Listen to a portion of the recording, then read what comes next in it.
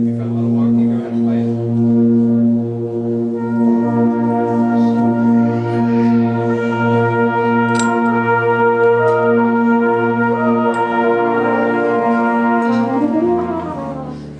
We should be good. You're on. Hi, welcome everyone to our 2017 Dean Streeter Summer Concert Series, sponsored by the Bethel Park Community Foundation. I know many of you come, I can see a lot of familiar faces. My name is Mike Otis, I'm a trustee for the foundation, and again, I want to welcome you. Before I go on though, we have one of our foundation trustees who you've all seen when you come in through the back, Janet Patera, who's here every week. And I wish to thank her for all that she does for the foundation and ask if you can thank me with it.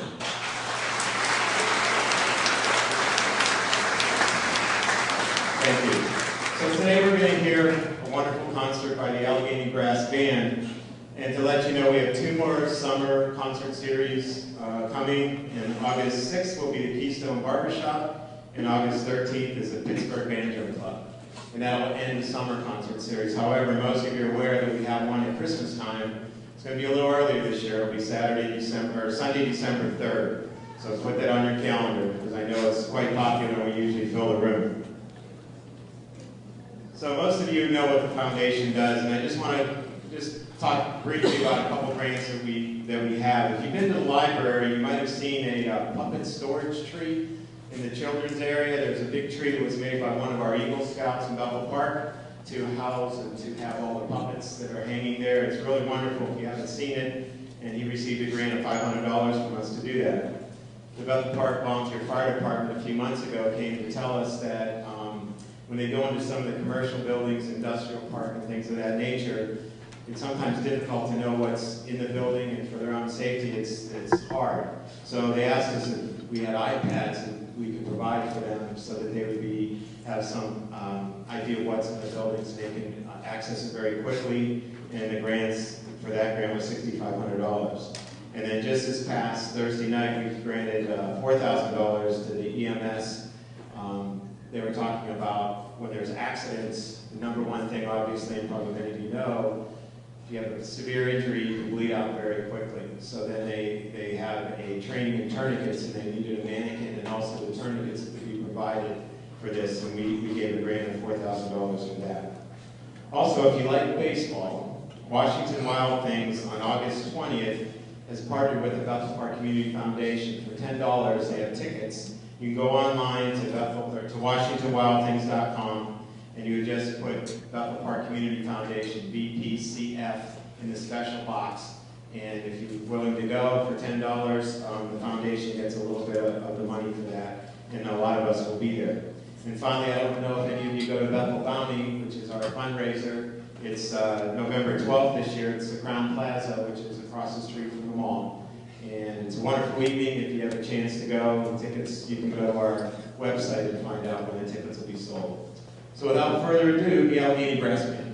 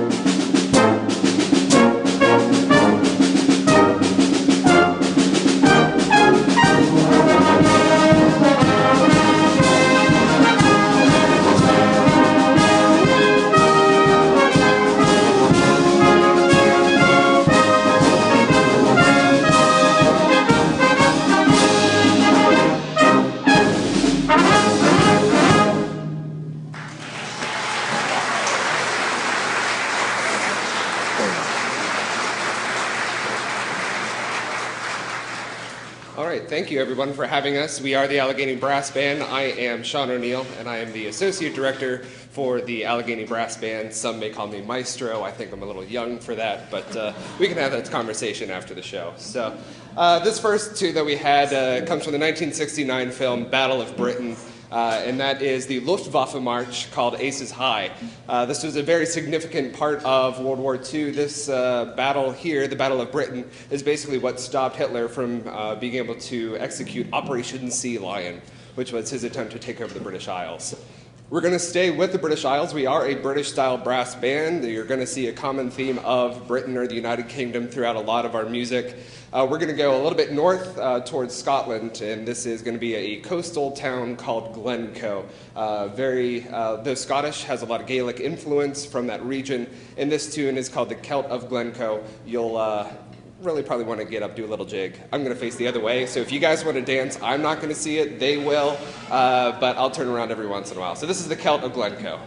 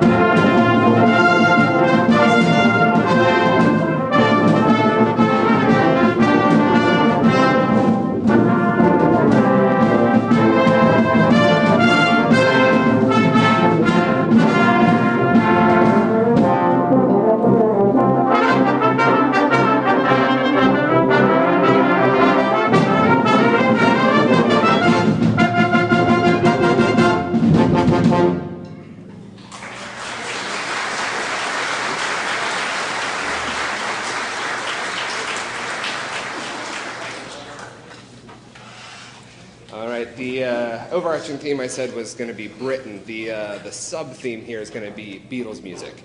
We're going to be programming a lot of Beatles throughout this evening, different takes on some of their most popular tunes. The first one we got here, just to make sure I tell you the right one, Hard Day's Night. All right, so it doesn't mean anything. It's a total nonsensical thing. Apparently Ringo Starr had a really tough day. They were sitting around and it just kind of, word vomit came out, Hard Day's Night. Doesn't mean anything, kind of became a joke, and then they actually ended up deciding to write a song about it. We're going to go kind of in chronological order, at least through the first half. So this is coming very early, 1964, Beatles, A Hard Day's Night.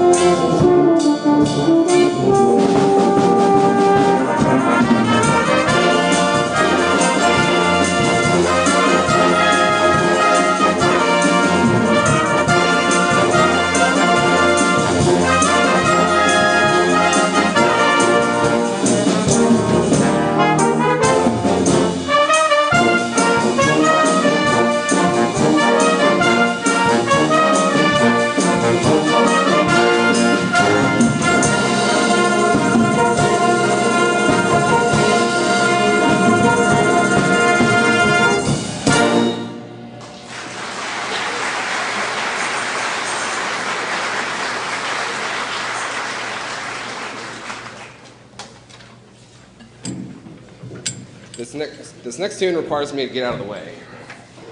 All right, so how many of you are Leroy Anderson fans? A lot of you are looking at me like, who's Leroy Anderson? But apparently got a lot of fans in the back, so I'm going to talk mostly to the front section here. All right, we'll try this again. How many of you know the classic Christmas tune, Sleigh Ride? There's the hands that I was looking for. That's Leroy Anderson. All right, so he's now all of our best friend. Okay, so this next tune is going to feature one of my favorites of his, and it requires a trumpet trio. In this case, we're going to use our cornets. Cornets being a little different from trumpets. This is the British style of the same instrument. This one is going to be Bugler's Holiday. It's going to feature our first cornet section here. It's really not going to take much for me to describe it. You're going to see why it's one of my favorites. This is going to be Leroy Anderson's Bugler's Holiday. There you go. Okay. Gotta watch what I say. There you go. Front row ready? 1, 2, 3.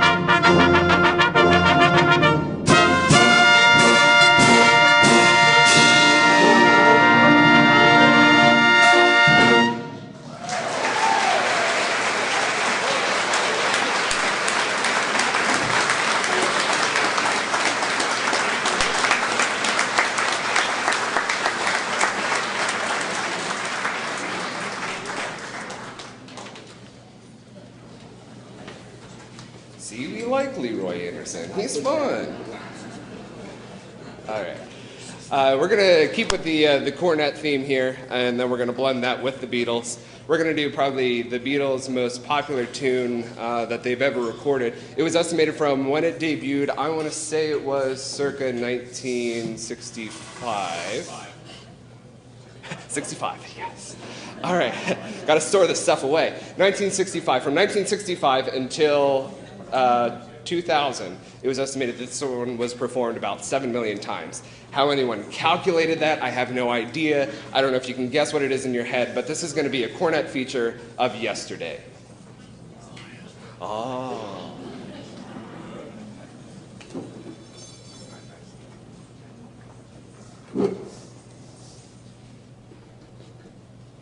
start us off.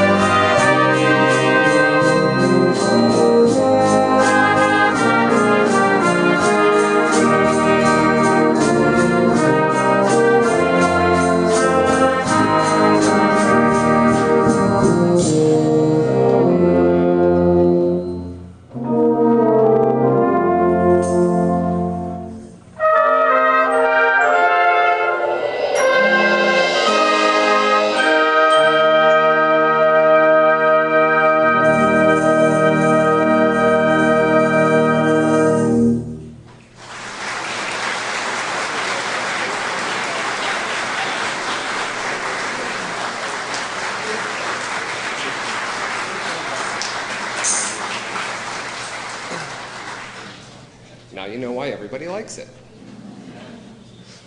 All right, so the Beatles are our friend.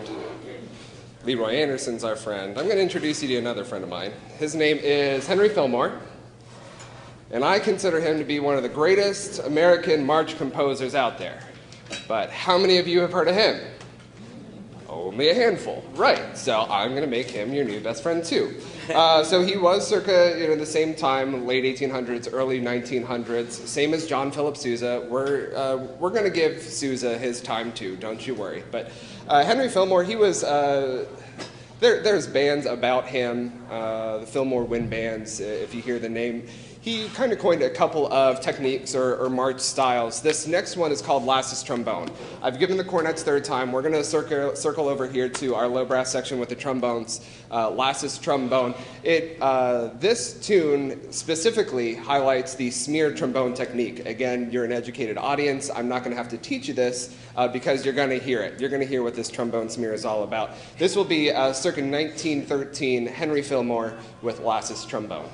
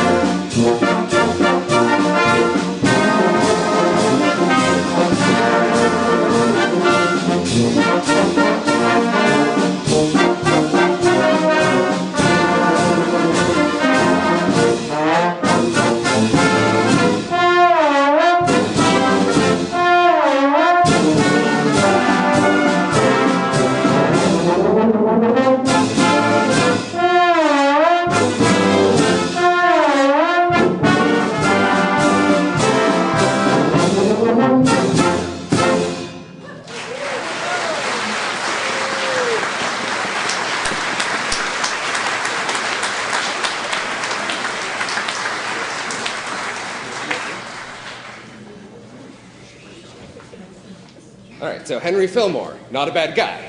All right, no, okay. Back to the Beatles. All right, so year is 1968. Why did I do that? I don't know.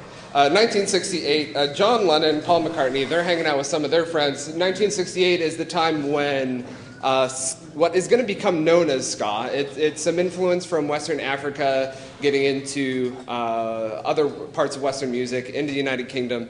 So more percussion, so adding some brass into a rock ensemble. One of their friends, a conga player from Nigeria, he had a saying, "Obla di, obla da, life carries on, brah." And so using that, they created a song around this one. And so if you know this tune, which I know all of you do, feel free to sing along. This is by the chorus, "Obla di, obla da."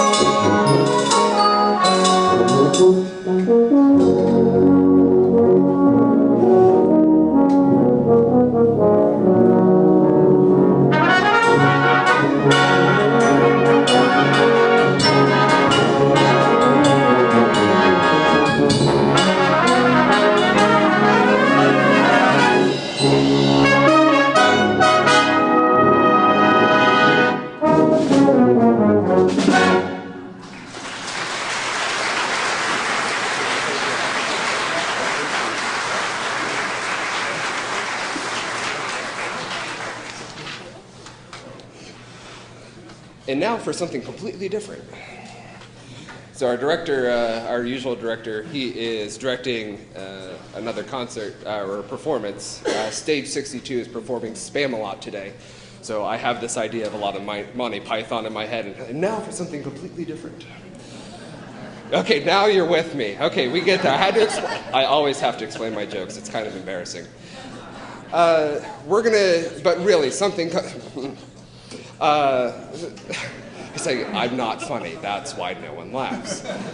We're going to do something completely different. I've got fans in the front row. Enough about me. For something completely different, we are going to really roll this back, stepping away from the Beatles. We're actually going to come to America for a tune. How about that? And this one has a religious context to it, but has really become part of American folk song. And in this one, we're stepping back to the 1700s, and we're going to play a tune for Amazing Grace. And with this one, it's probably, again, one of the most favorite tunes that I play with this band. And, it gives the idea that no matter how much you may sin, if you're a believer, no matter what may happen in your life, that there is always an opportunity at the end. There is always that sense of redemption, that there is something better and everything is going to be okay. So, in this light, while you're sitting there, feel free to close your eyes. Let this be kind of an introspective piece for you, and really just try and soak in the music and the beauty. This is going to be our version of Amazing Grace.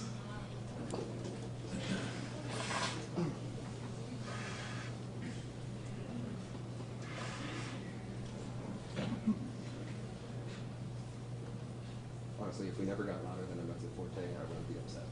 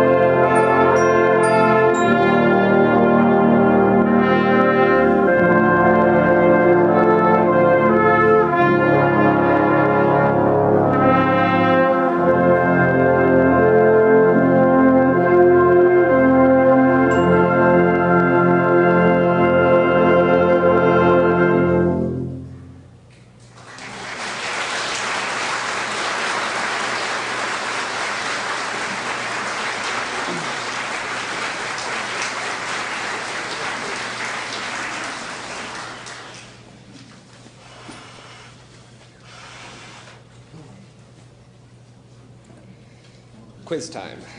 So, we're sticking to the 1700s, and with our next composer here, he was primarily based in Austria.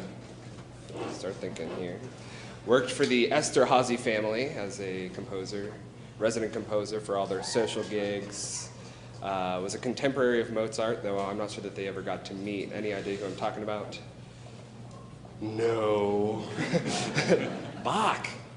Okay, so I'm going to tell you, the answer is Bach. Does anybody have an idea of who we're talking about here? Yes, yes. Excellent. So we're going to do probably one of his most famous pieces, BWV 568, if I remember correctly. Means nothing to you, but that means it's Toccata in D minor. But not like you've heard it before.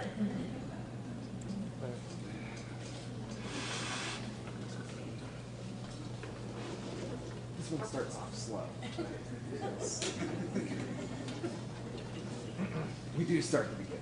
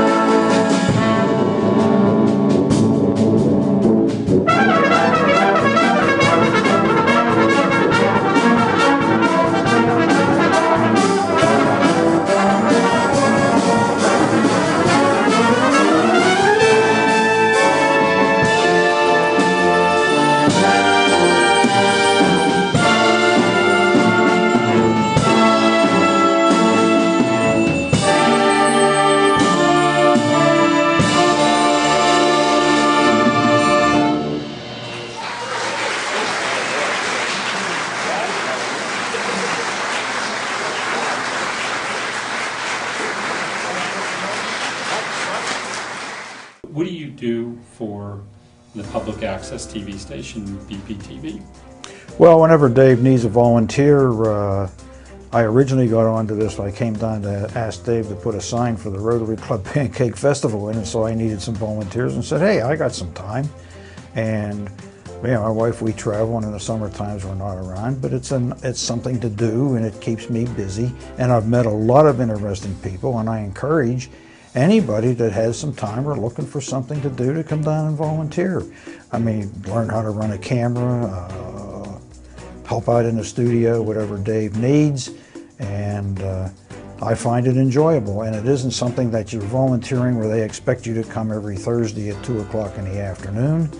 This is one of those arrangements where anybody that has some time, Dave will send you an email showing what he's going to schedule the next week, and if you have some time, you call up and say, I'll be there. And it's worked for me, and it's been fun. I've enjoyed it, and once I retired, then I volunteered here and been helping out here ever since.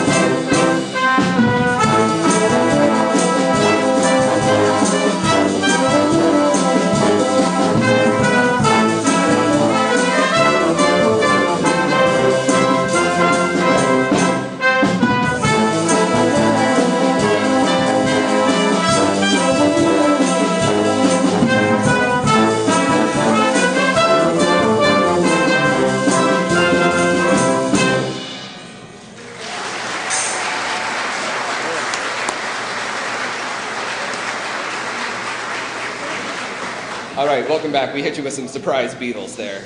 All right, so that was All My Lovin'. That is, what, 1963? I think that's one of their very earliest of tunes. So that one out of chronological order. We are going to stay, of course, in Britain. We're going to go to another one of the pop icons a little later after the Beatles, and this is going to be a medley of Elton John tunes. Ooh, yes. You weren't expecting that one either. Just to make sure that I get all the tunes right, because we're going to do them in order here, we're going to hit some of his greatest hits: Candle in the Wind, Don't Go Breaking My Heart, Goodbye to Yellow Brick Road, and Don't Let the Sun Go Down on Me. So enjoy these hits from Elton John.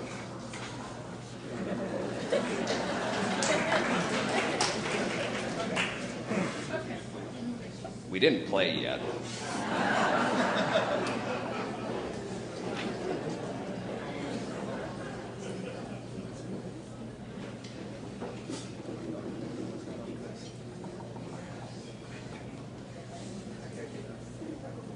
All right, so they play on 3/4. So ready? 1, 2, 3.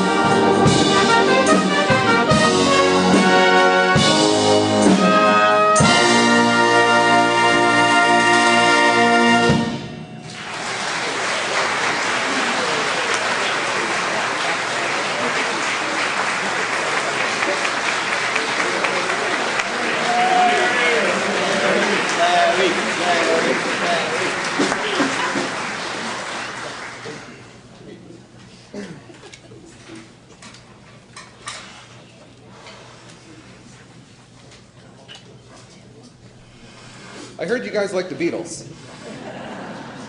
What do you say we do another? All right, so we're going to go off their 7th album, full production studio album. And this was the last album that they could do any hopes of performances live, this being Revolver. 1968? We still in 68? 6. Okay, correction. So Revolver, on this one, we're going to do Eleanor Rigby.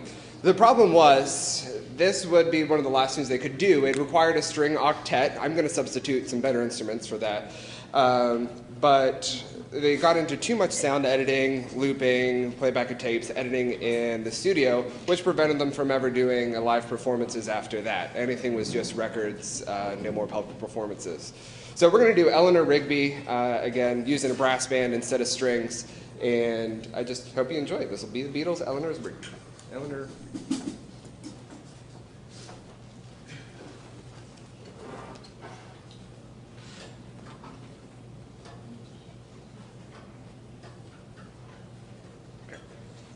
BD3. 1, 2.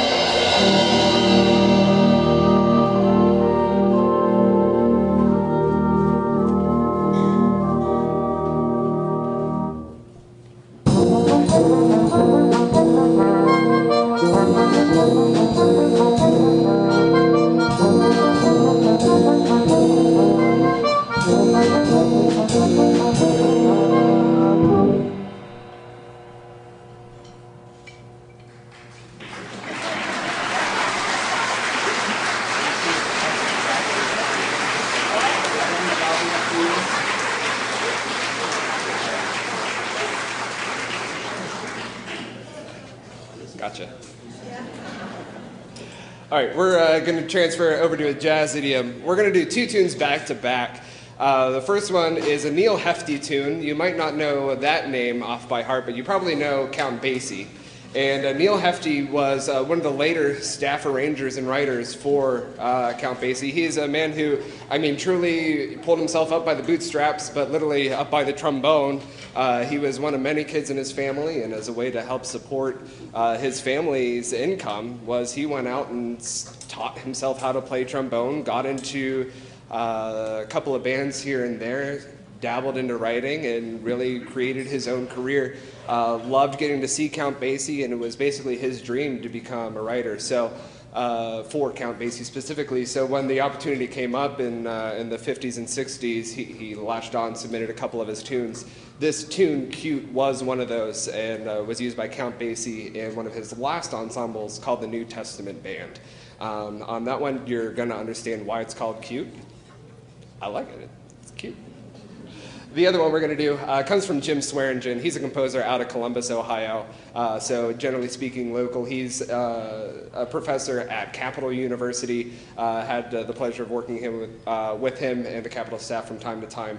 He writes a lot of stuff for both professional ensembles like our own, all the way down to middle school and elementary school bands. So he really tries to capture the whole idiom and make music accessible all the way for kids too. So we're going to do his tune, kind of a Latin flair to it. It's called Valero. So two very different jazz styles. Cute from Neil Hefti, followed by Valero from Jim Swearingen. Right, this is where I get to do a little walk with this, right? Okay.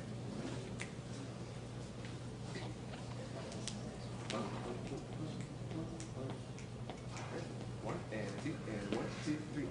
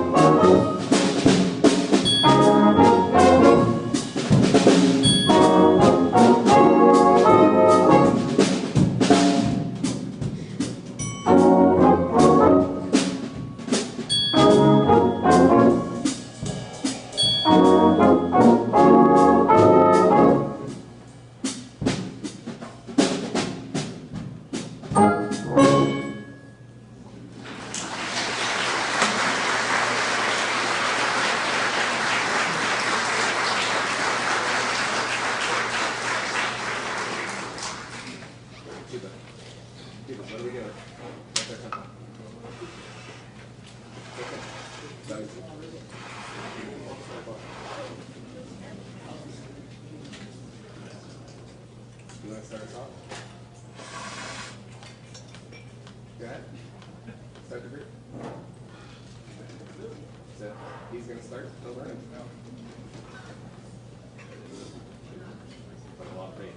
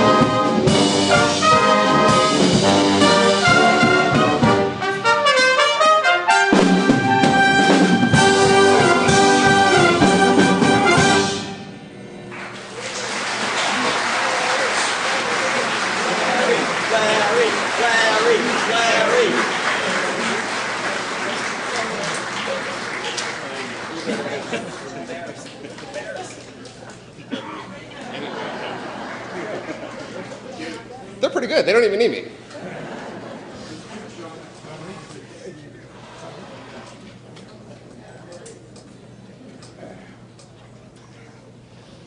All right, so that was Cute and Valero. And now for something completely different. We're going to give Sousa his moment to shine. But we're going to do a Sousa march that you may not be familiar with. I like this tune mostly for the backstory of it, not actually for the music itself, but you might like it too. This is also a really cute story. So John Philip Sousa, 1906, goes to Boston for the Boston Food Fair. I don't know if that's like Taste of Pittsburgh or what they did 100 years ago, but the idea was he went there, and while he was in attendance, he apparently saw the most beautiful lady he'd ever seen. And so in 1907, the next year when he was asked to, he was commissioned to do a piece for the opening of the 1907 Boston Food Fair, he thought back to this woman and wrote this tune called The Fairest of the Fair. So truly, it's the fairest woman at the food fair. But apparently that was not as good of a title. If you took out a couple of those words, it was a little more catchy. So this is going to be John Philip Sousa's Fairest of the Fair.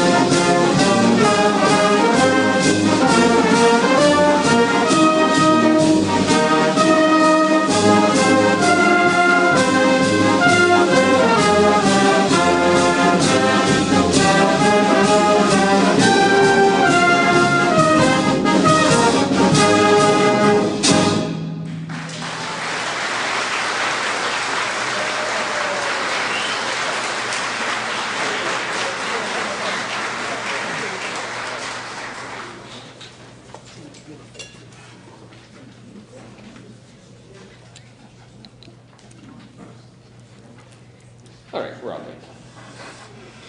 The next tune we're going to do, second to last piece for our program this afternoon. As we always do, we definitely want to take a moment in these times to say thank you to all of our armed service men and servicewomen in the audience, across the country, around the world. So in this next thing that we're going to do, we're going to do the Armed Forces Salute, which is going to be a song of all 5 of our service branches. And so when you hear your call song, if you would like to take a moment to stand or raise your hand, we as the band would like to say thank you to you for your service over the years. So this is going to be our Armed Forces Salute, and I'll be sure to call out each of the call songs.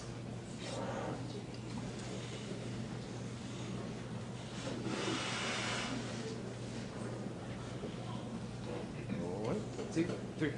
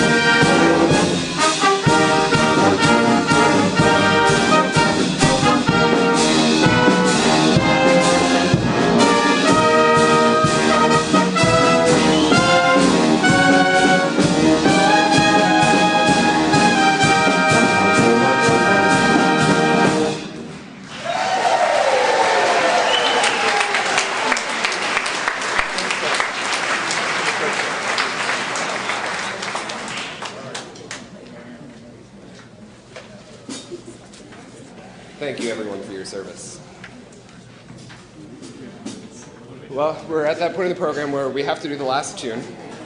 We all knew this was coming.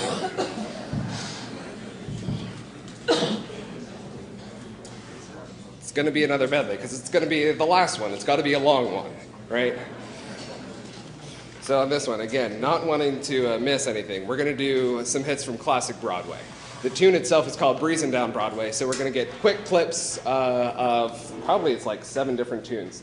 So let me make sure I get this. So we have another opening, another show.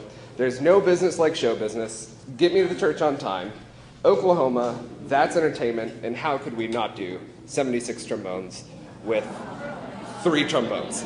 So trust me, it'll sound like there's 76 of them in here. So this is going to be our last tune. Again, thank you for having us as part of your concert series every year. We love being here. We're going to close out here with Breezing Down Broadway. Thank you.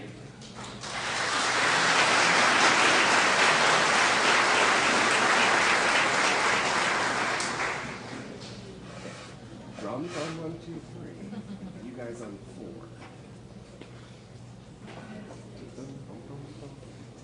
3.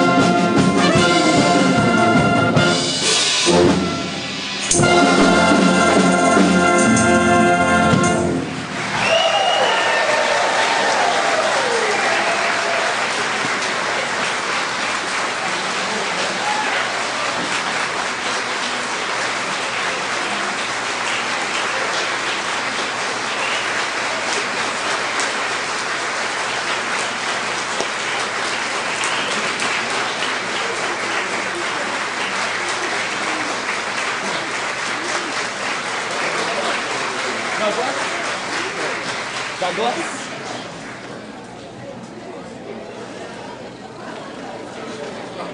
We'll play it. Should we play it? Yeah. Yep. All right. God bless. I think we're going to do, as you guys are leaving, we're going to play a little exit music for you. All right?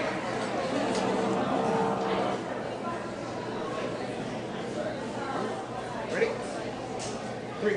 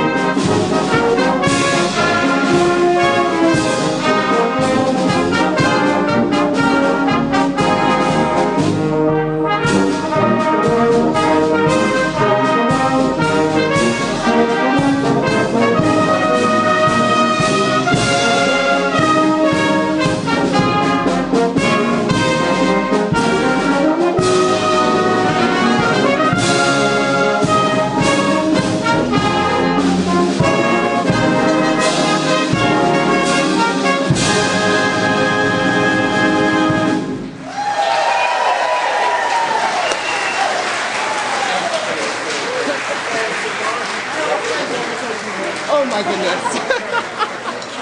Oh, thank you. Thank you, everyone. What do you do for the public access TV station, BPTV? Well, whenever Dave needs a volunteer, I originally got onto this. I came down to ask Dave to put a sign for the Rotary Club Pancake Festival in, and so I needed some volunteers and said, hey, I got some time. And my wife, we travel, and in the summer times we're not around, but it's something to do, and it keeps me busy. And I've met a lot of interesting people, and I encourage anybody that has some time or looking for something to do to come down and volunteer. I mean, learn how to run a camera, help out in the studio, whatever Dave needs, and I find it enjoyable. And it isn't something that you're volunteering where they expect you to come every Thursday at 2 o'clock in the afternoon. This is one of those arrangements where anybody that has some time, Dave will send you an email showing what he's going to schedule the next week, and if you have some time, you call up and say, I'll be there. And it's worked for me, and it's been fun. I've enjoyed it, and once I retired, then I volunteered here and been helping out here ever since.